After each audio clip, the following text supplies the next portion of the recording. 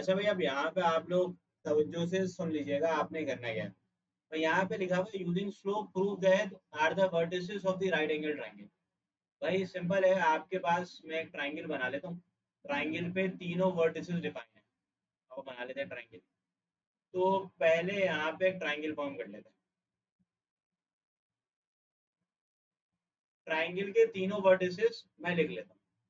पहला वर्टिसेस जो है वो हमारे पास है वर्टिसेस ए, जिसके कोऑर्डिनेट से -1, 4।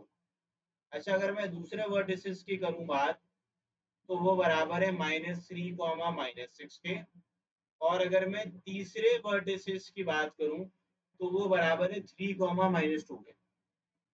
पहले वाले साइड के स्लोप को m1 बोल लें, दूसरे वाले साइड के स्लोप को m2, और तीसरे वाले साइड के स्लोप को m3 कह लें। अब आप क्या करें, आप सबसे पहला काम ये करें, आप लिखते हैं let m1 and m2 and m3 be the sides of a triangle, be the slope of a triangle A B C. अच्छा, अभी हमें मालूम नहीं है कि ये राइट एंगल ट्रायंगल है कि नहीं, हमें स्लोप की मदद से प्रूफ करके बताना है। तो सबसे पहला काम आप m1 निकाल लें। आप लिख लें for m1 you are using the slope formula, यानी कि आप जो है यूज कर लें फॉर्मूला स्लोप का।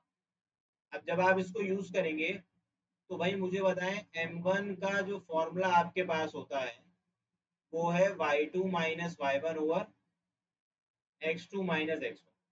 अच्छा, अगर मैं ए बी की बात करूँ ना, तो यहाँ पे ए और बी की अगर हम बात करते हैं, भाई ए बराबर है -1, 4 के, और बी बराबर है -3, -6 के। पहले वाले जो कोऑर्डिनेट्स हैं इसको you will call it x1 y1, और जो दूसरे वाले कोऑर्डिनेट है ये x2 y2 हो जाएगा।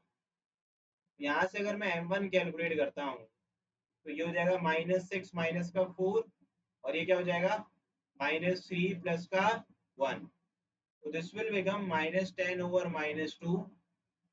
तो m1 बराबर आ जाएगा 5 के। ठीक है, अब हम डिस्कस करते हैं m2। फॉर m2, तो अगर मैं m2 लिखता हूं, अगेन कौन सा फॉर्मूला यूज करेंगे, फ्लो फॉर्मूला।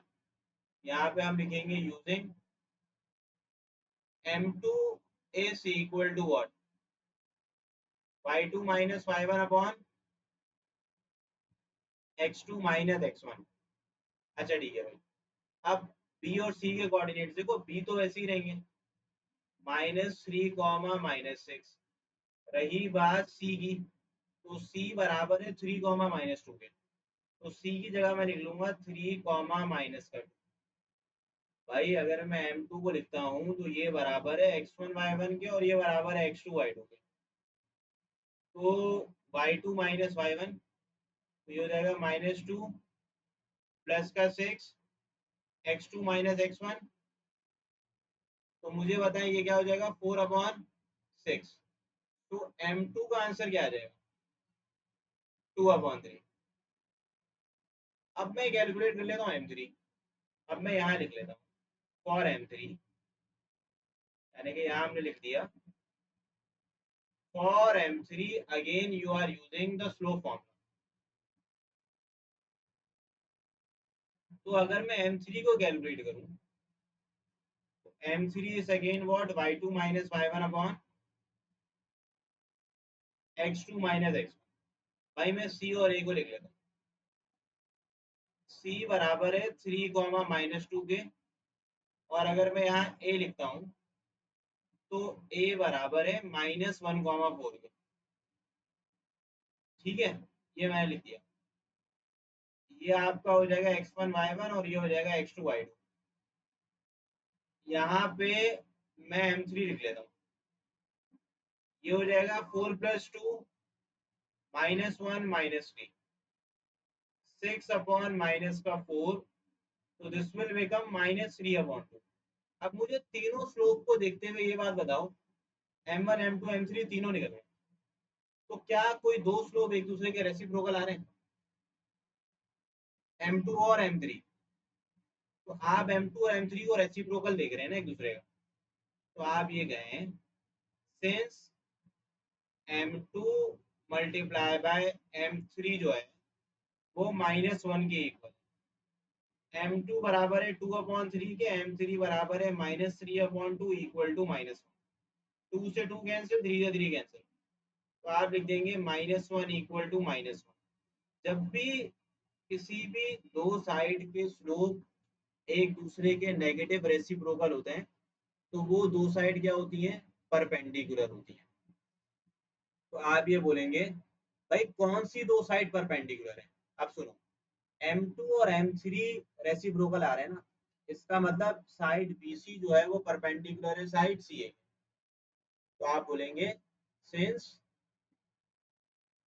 आप लिख देंगे सिंस साइड BC जो है वो परपेंडिकुलर है to side CA, therefore triangle ABC is a right angle triangle. तो आप भी बोल देंगे कि भाई जो ट्राइंगल ABC है वो हमारे पास क्या है, बताओ, right angle triangle, hence proof. ठीक है, तो आपने यहाँ पे लिख दिया हेंस प्रूफ। बात समझ आ गई सबके, मसला तो नहीं है। ये बड़ा आसान सा सवाल था। अब स्लोप के जरिए हमने ये बता दिया कि साइड जो है, मतलब ट्राइंगल जो है वो राइट एंगल ट्राइंगल है कि नहीं। अब आपने अगला काम क्या करना है, क्वेश्चन 8 लिखना है। Using slope find the fourth vertex of a rectangle. भाई रेक्टेंगल आप सब बड़े अच्छे से जानते हैं, ये आपका एक रेक्टेंगल है।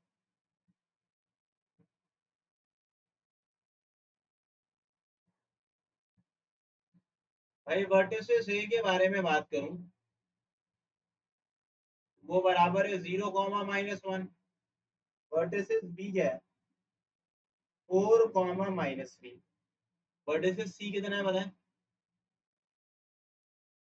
और वर्टिसेस डी आपको नहीं मालूम, उसको आप बोलेंगे x, y। अच्छा, इसके अंदर एक बात है, जो रेक्टेंगल होते हैं ना, उसकी जो अपोजिट साइड होती है वो पैरेलल होती है। यानी कि ये साइड इसके पैरेलल होगी और ये दोनों साइड पैरेलल होगी, BC और DA। आप चारों साइड के स्लोप को डिफाइन कर दें। पहले वाले साइड के स्लोप को m1 बोल रहे हैं, दूसरे वाले को आपने ना सब पे D निकालना है। तो आप क्या कहेंगे, सबसे पहला काम सॉल्यूशन करते वक्त आप बेटा ये लिखेंगे, late m1, m2, m3 and m4 be the slope of sides of rectangle। भाई m1, m2, m3 जो है वो आपके स्लोप है रेक्टेंगल के साइड। सबसे पहला काम आप जो करेंगे, आप कैलकुलेट करेंगे फॉर m1 यूजिंग, भाई आपने m1 पे काम ये करना है, यहाँ आप लिखेंगे y2 - y1 over x2 - x1। भाई वर्टिसेस ये तो आप जानते हैं, जो बराबर है 0, -1 के। वर्टिसेस बी भी आपको पता है क्या है, 4, -3। ये जो पहला वाला वर्टिसेस ए है, इसके कोऑर्डिनेट्स को आप x1 y1 कह देंगे और इसके कोऑर्डिनेट्स को क्या बोल देंगे, x2 y2। यहाँ से आप m1 कैलकुलेट कर लें, y2 किसके इक्वल है और y1 ये हो जाएगा x2 4 - 0। तो ये कितना हो जाएगा, -2/4। तो m1 का जवाब विल बिकम -1/2। अब मैं आपसे आगे डिस्कस करता हूं m2।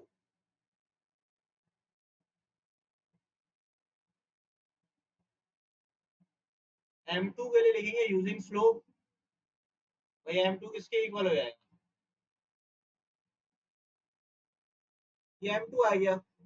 अच्छा, m2 के लिए आपने ए बी के बाद सी और डी लिखना है, बल्कि BC, दूसरी साइड BC होगी। तो मैं यहाँ बी लिख लेता हूँ, यहाँ मैं सी लिख लेता हूँ। अब बी और सी क्या है, 4, -3, 12, 3।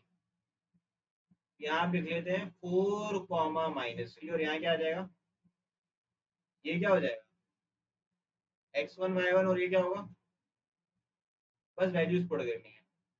अब जब आप पुट करेंगे तो m2 जो है y2 minus y1 3 + 3 x2 minus x1 6 upon क्या हो जाएगा,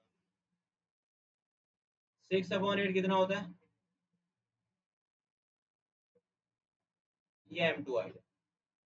यानी कि आपने m1 और m2 कैलकुलेट। अच्छा, m1 m2 के बाद अब आप क्या कर ले, m3 m4 कैलकुलेट कर। अब आप ये कह लें फॉर m3 इज अगेन वही सेम लगा लेंगे स्लोप का फॉर्मूला। भाई आपको m3 के लिए c और d मालूम होना चाहिए। तो c बराबर किसके, 12,3 के, और d किसके इक्वल है, वैल्यूज को रिप्लेस कर दें। तो ये क्या हो जाएगा, ये m3 आ गया। ठीक है, आप मुझे बताएं for m4, again using the slope formula. तो m4 will be equal to what, यही सेम कहानी होगी। अब आपने डी और ए लिखना होगा। भाई डी किसके बराबर है,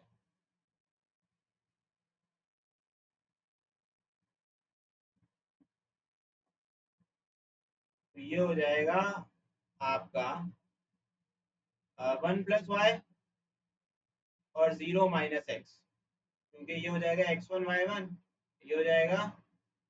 अगेन अगर आप a को x1 y1 कह रहे, डी को x2 y2 कह रहे, चेंजेस कोई नहीं आने वाले।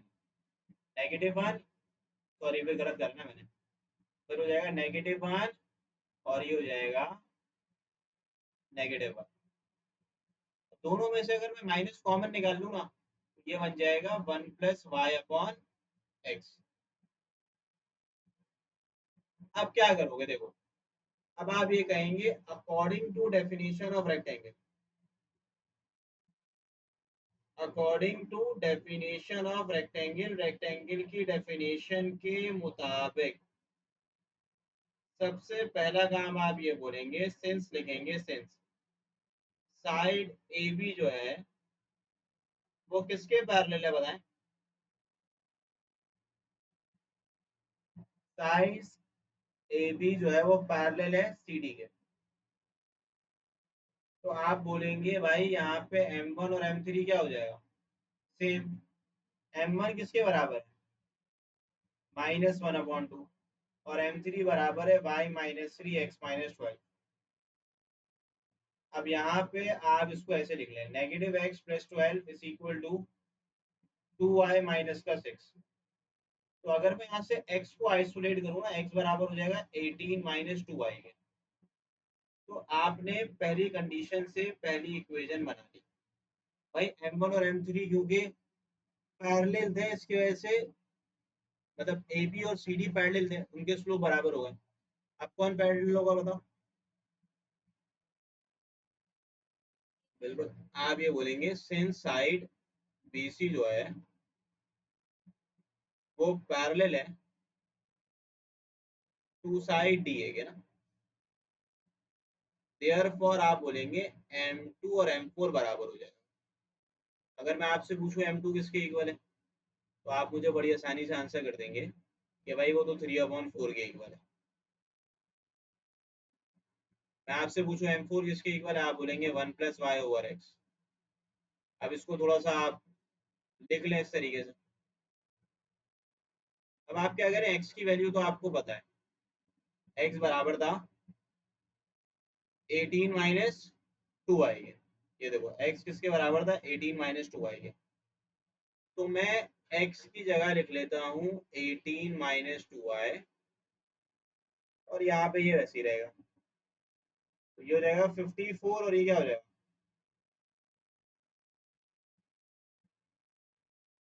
भाई ये हो जाएगा 54 - 4 इज इक्वल टू 10y। ये आ जाएगा 10y इज इक्वल टू 50। तो y का आंसर क्या आ जाएगा।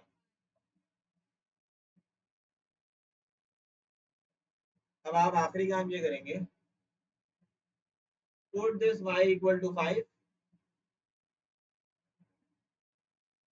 in your equation number 1.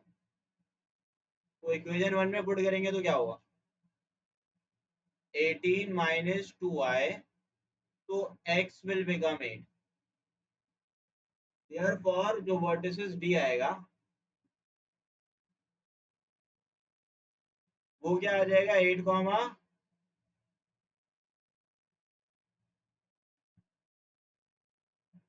ठीक है। तो ये आपके दिए गए सवाल का जवाब होगा। तो ये बड़ा सिंपल क्वेश्चन था, इसकी एक शॉर्ट ट्रिक है, ये भी देख लो, ये एक लाइन के अंदर भी हो जाएगा।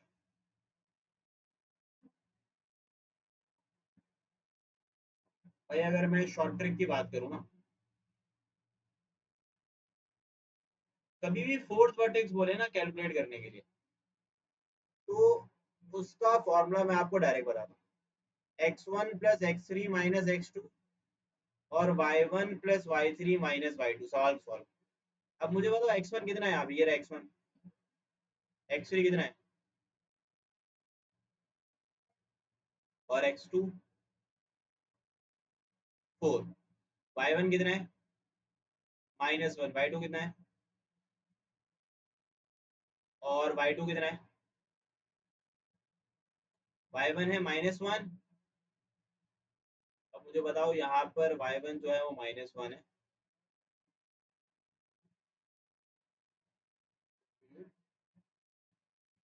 यहाँ पे क्या है 0,-1, 4,-3, 12,3 है ना, ठीक है। ये प्लस का 3 हो जाएगा और ये माइनस माइनस क्या हो जाएगा, तो देखिए इसका आंसर क्या आ गया 8/5। एक लाइन के अंदर सॉल्व, ये देख लो ये आंसर है, ठीक है। यानी कि इसकी ट्रिक ये कहती है कि जो डायगोनल के पॉइंट्स गिवन उसको ऐड कर दो। जैसे कि ये देखो, ये 0 और 12 को ऐड कर दो, 12 प्लस 0 कितना होता है 12 होता है ना, और इसको फिर 4 से सब्ट्रैक्ट कर दो, 12 माइनस 4, यही एक्स कोऑर्डिनेट हो। 3 प्लस 1, 3 माइनस 1 2, और प्लस माइनस माइनस प्लस हो जाएगा, 2 प्लस 3 कितना हो जाएगा, तो ये देखें जवाब। तो ये है कि आप लोग ये काम कर सकते हैं।